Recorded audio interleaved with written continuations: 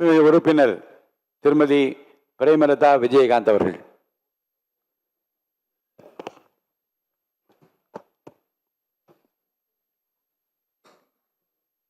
பேரவைத் தலைவர் அவர்களே, முதலமைச்சர் அவர்களே, எதிர்க்கட்சி தலைவர் அவர்களே, சட்டமன்ற உறுப்பினர்களே, மதசார்பற்ற வெற்றி கூட்டணியினுடைய தலைவர் அண்ணன் ஸ்டாலின் அவர்களுக்கும், தேசிய முற்போக்கு திராவிட கழகத்தின் நிறுவன தலைவர் புரட்சி கலைஞர் கேப்டன் அவர்களை வணங்கி, இந்த வரலாற்று சிறப்புமிக்க இந்த அவையிலே இன்றைக்கு மிக முக்கியமான நாளான இந்த நாளில் என்னுடைய உரையிலே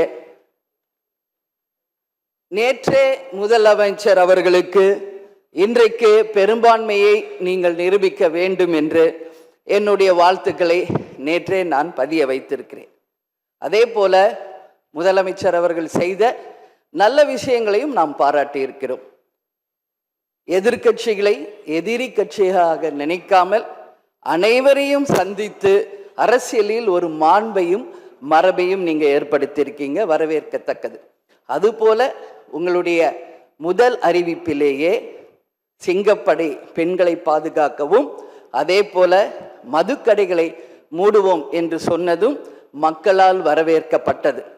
அந்த வகையில் முதலில் 717 மதுக்கடைகளை மூடியது ஒட்டுமொத்த தமிழக மக்களால் வரவேற்கப்பட்டது. கோவில்கள் மற்றும் பள்ளி வளாகங்கள் அருகில் இருந்த மதுக்கடைகளை முதல் முறையாக நம்ம ஃபர்ஸ்ட் ஸ்டெப்ல இன்னைக்கு மூடியிருக்கோம். அடுத்தது இன்றைக்கு மீனவர்களை பாதுகாக்க ஒரு அறிவிப்பு அரசாங்கத்தின் மூலம் வந்திருக்கிறது. அதையும் தேமுதிக வரவேற்கிறது. இது எல்லாம் இருப்பினும் முதல்வர் அவர்களே, நீங்கள் அன்றைக்கு பதவியேற்ற அன்றைக்கு சொன்னது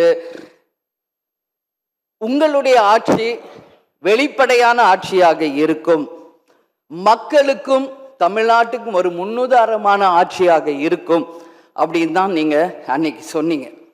அதுபோல அரசு குடும்பத்தில் இருந்து வந்தவன் அல்ல, ஒரு எளிமையான குடும்பத்தில் இருந்து வந்தவன் தான் என்பதை முதலமைச்சராக நீங்க பதவியேற்றதை அனைவருமே வரவேற்றோம், மக்களும் வரவேற்றனர். நாம் சொல்லும் செயலும் ஒன்றாக இருக்க வேண்டும் என்பதில் யாருக்கும் மாற்று கருத்து கிடையாது.